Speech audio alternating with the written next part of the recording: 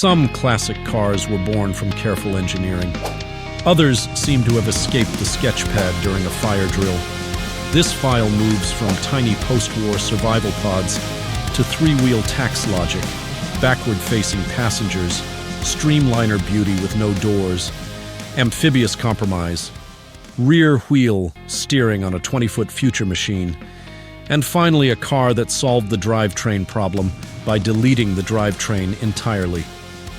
A plywood body, rear wheel steering, a propeller pulling it down the road at 106 miles per hour.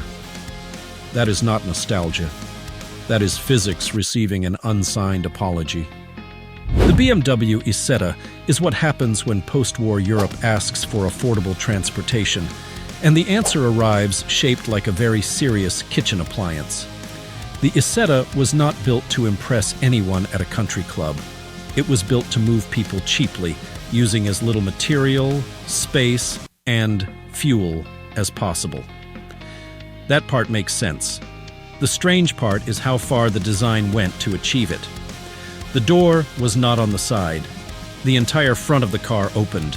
The windshield, dashboard area, and steering column moved with it. You entered the car through its face, which is a bold decision for any machine that also expects to survive a parking lot. The BMW Isetta 250 used a 15 cubic inch single-cylinder engine making 12 horsepower. Its top speed was 53 miles per hour, which is not exactly performance. It is more like a polite request to keep expectations civil. But the Isetta was not stupid. It looked strange because the assignment was brutal. Build a tiny, cheap car for a recovering continent and make it usable with almost nothing. Somehow, this little front door capsule did exactly that. It looked like a design meeting forgot what doors were. Underneath that front-hinged face, though, was a brutally practical answer to post-war poverty. The Isetta did not defeat physics. It negotiated with it quietly in a very small room. The Reliant Robin looks like a normal small car until your eyes reach the front, and the whole design suddenly runs out of wheel. One wheel at the front, two at the back, a fiberglass body, a compact British commuter shape that seems to be asking gravity for leniency. This is where lazy automotive comedy usually takes over. People point at the missing fourth wheel, make a rollover joke, and go home feeling mechanically educated. They are not. The Robin existed because three-wheel vehicles in Britain could sit in a cheaper legal and licensing category. In other words, this was not just a car with one wheel missing. It was a tax strategy wearing fiberglass. The layout was more thoughtful than the joke suggests. The engine sat up front, but behind the front axle line, with power going to the rear wheels. That gave it a front mid-engine rear-wheel drive layout, which sounds far too sophisticated for something with the public image of a folding lawn chair. The dimensions kept it compact, 131 inches long, 56 inches wide, and 54 inches tall, with an 85-inch wheelbase. That narrow stance did not visually inspire confidence, but the point was never elegance. The point was cheap mobility. The Robin became famous for looking mechanically incomplete. What it really shows is more interesting. Sometimes a strange car is not born from madness. Sometimes it is born from a government forum. And frankly, that may be more British than tea. The peeled P50 took minimalism so far that the reverse gear was apparently considered an unnecessary luxury, like a ballroom or emotional stability. Built from 1962 to 1965, the P50 is recognized as the smallest production car. It was 54 inches long and weighed about 130 pounds. That is less like a car and more like a large object with paperwork. Everything about it had been reduced to the edge of comedy. One door, one windshield wiper, one headlight, one seat. The advertised capacity was one adult and one shopping bag, which is not a joke so much as a zoning ordinance for loneliness. Power came from a 3 cubic inch engine. That gave the P50 the mechanical confidence of a moped that had been asked to dress professionally. But the true masterpiece of inconvenience was the transmission. It had a 3-speed manual gearbox, but no reverse gear. If you needed to back out of a situation, the car did not help. You got out, grabbed the rear handle, and physically moved it. That is not a drivetrain. That is a partnership agreement between driver and furniture. At 130 pounds, the missing reverse gear becomes almost defensible. Almost. The car could be manhandled because it was designed to be that light. Peel did not remove complexity elegantly.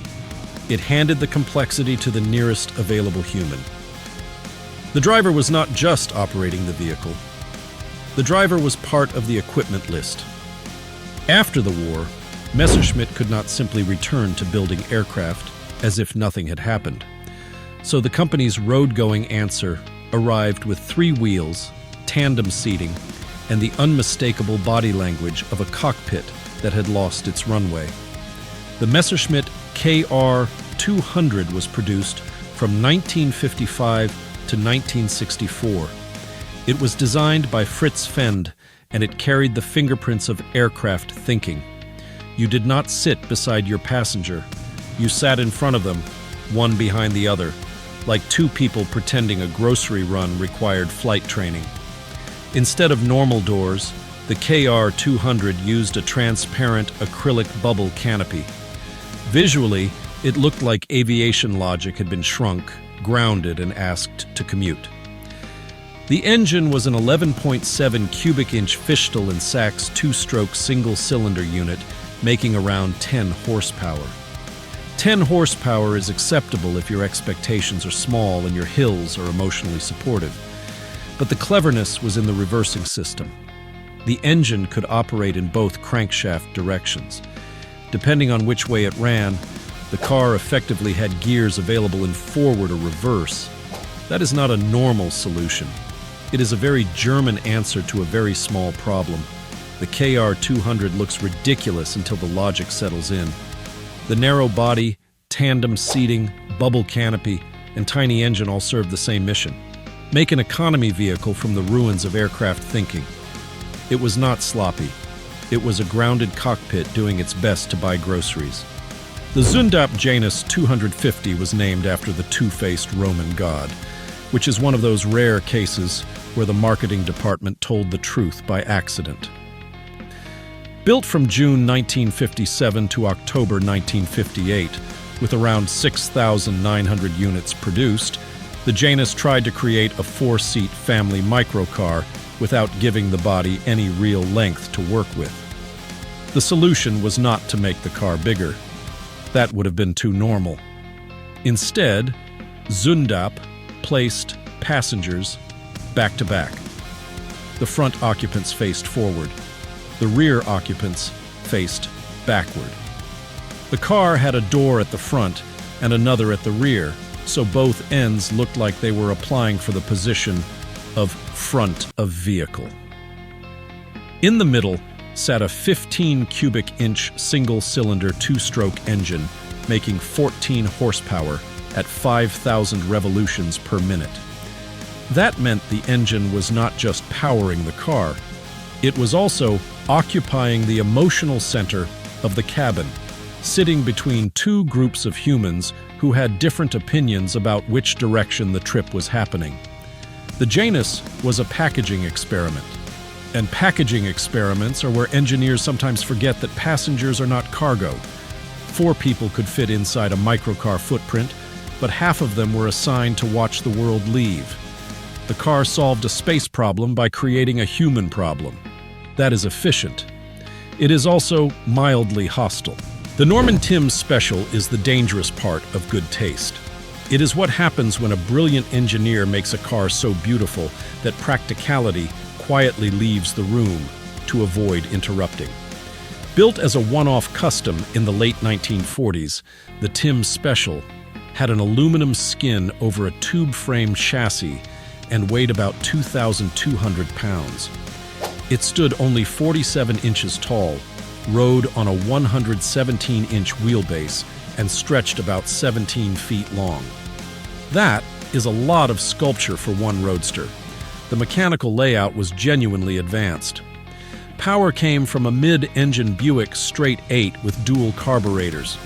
The engine sat behind the driver, decades before mid-engine road cars became a common shorthand for exotic performance. The rear body section could lift up to expose the engine bay, as if the car were opening a very expensive clamshell. On paper, this was not stupidity. It was sophisticated. Low body, streamlined shape, mid-engine layout, custom chassis, a serious piece of engineering wrapped in art. Then you notice the body had no conventional doors. To get inside, a person had to step over the side and lower themselves into the cockpit, because apparently the uninterrupted body line was more important than the human spine. The Tim's special is not here because it was ugly or crude. It was neither. It is here because it shows the most elegant version of form over function failure. A car with advanced mechanical thinking that treated basic entry like an aesthetic inconvenience. Beauty 1. The door handle was not invited. The Davis divan is what happens when post-war American optimism discovers aluminum bodywork, 3 wheels, and investor money at roughly the same time. Produced from 1947 to 1949 by the Davis Motor Car Company, the divan looked like the future had been polished and then balanced on a triangle. It used 1 front wheel and 2 rear wheels, which is already a brave arrangement. Then it added a body 72 inches wide. 72 inches. Wide enough for 4 people to sit shoulder to shoulder across a single bench seat. The name divan was not subtle. It meant couch, and the car took that personally. The car measured 183.5 inches long, 60 inches tall, and weighed about 2,450 pounds. Depending on the specific vehicle, power came from either a 47-horsepower Hercules 4-cylinder or a 63-horsepower Continental 4-cylinder. But the engine was not the main problem. The geometry was. A 3-wheeler with 1 front wheel creates a triangular footprint on the road. That triangle defines the stability margin. Now place a 72-inch wide body over it. Add 4 passengers sitting across 1 bench and ask the center of gravity to behave during a turn. That is not merely styling. That is mass distribution writing checks the contact patch may not want to cash. The divan looked futuristic, but its wide body was negotiating with the narrow stability idea underneath. The company's financial collapse only made the optimism more expensive. Gary Davis was eventually convicted of fraud and grand theft, but the car does not need the courtroom to look questionable. The aluminum body already submitted enough evidence. The Amphicar Model 77. O tried to answer a question most car buyers had not asked with enough urgency. What if your convertible also wanted to be a boat? Produced from 1961 to 1968, the Amphicar was not a backyard experiment. It was a real production amphibious car, with 3,878 units built. It used a 70 cubic inch Triumph 4-cylinder engine, making 43 horsepower, mounted at the rear. On land, it drove the rear wheels through a 4-speed manual transmission.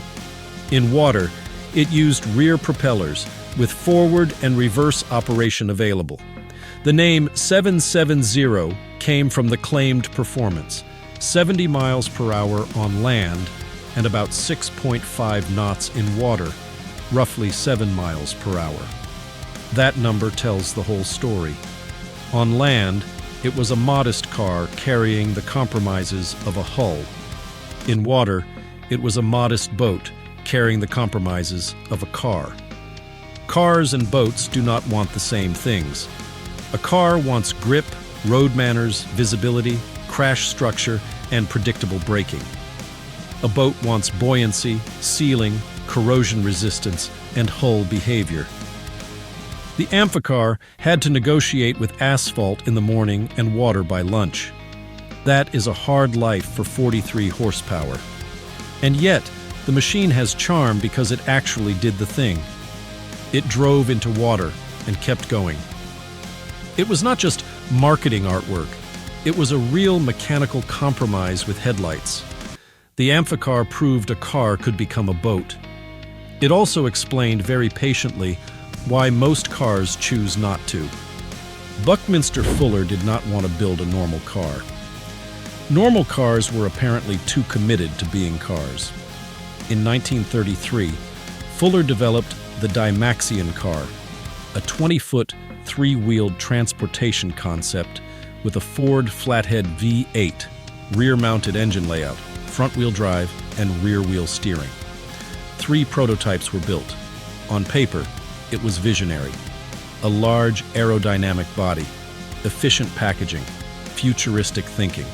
The kind of project that makes architects nod slowly while mechanics quietly check where the exits are.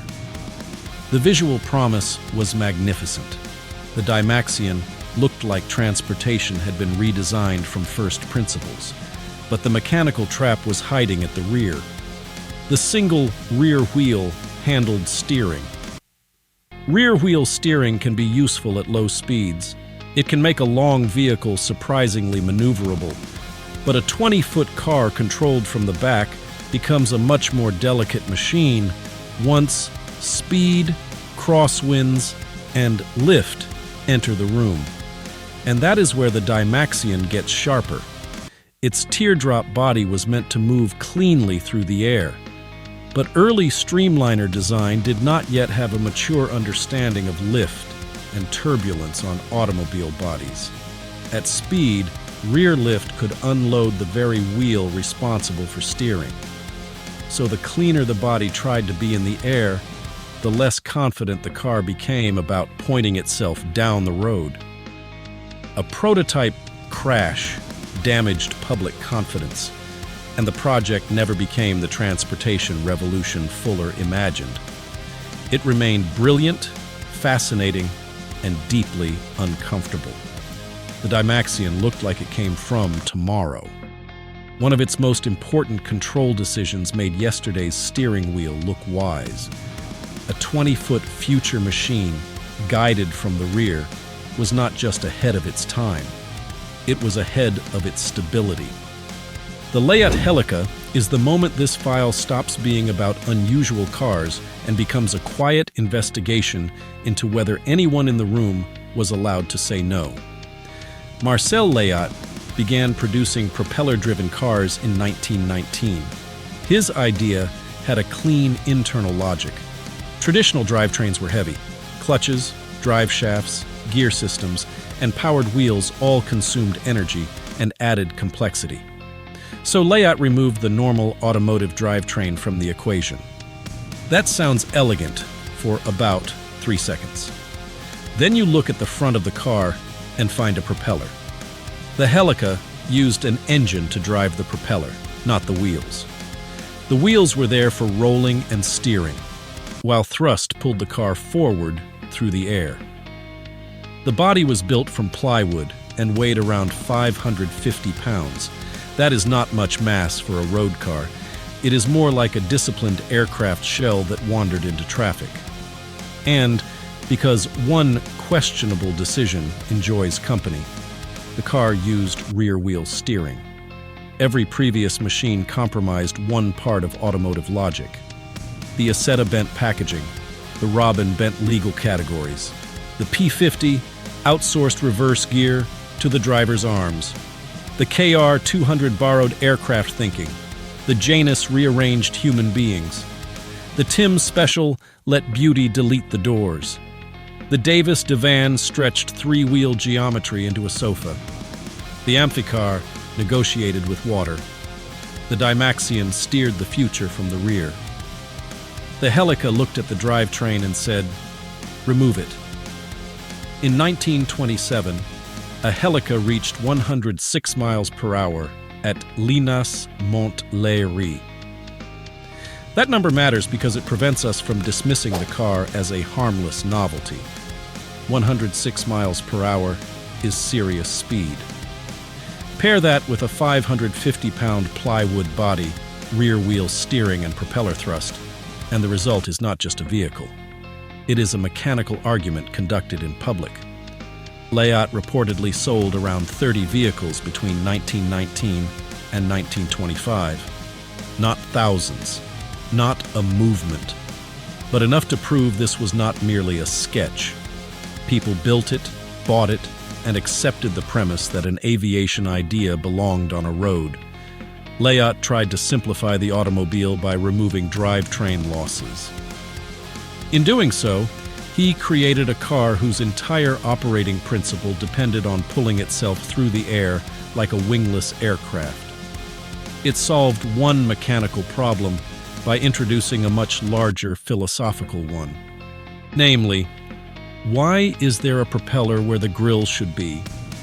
These 10 machines prove that automotive history is not just chrome, nostalgia, and tasteful leather interiors. It is also a record of sketches that escaped supervision, found funding, and somehow reached public roads before common sense finished its coffee. So which one should have been stopped at the drawing board? The rear-steered future car, the amphibious compromise, or the plywood propeller machine with 106 miles per hour confidence? Subscribe to open the next paradox file. See you.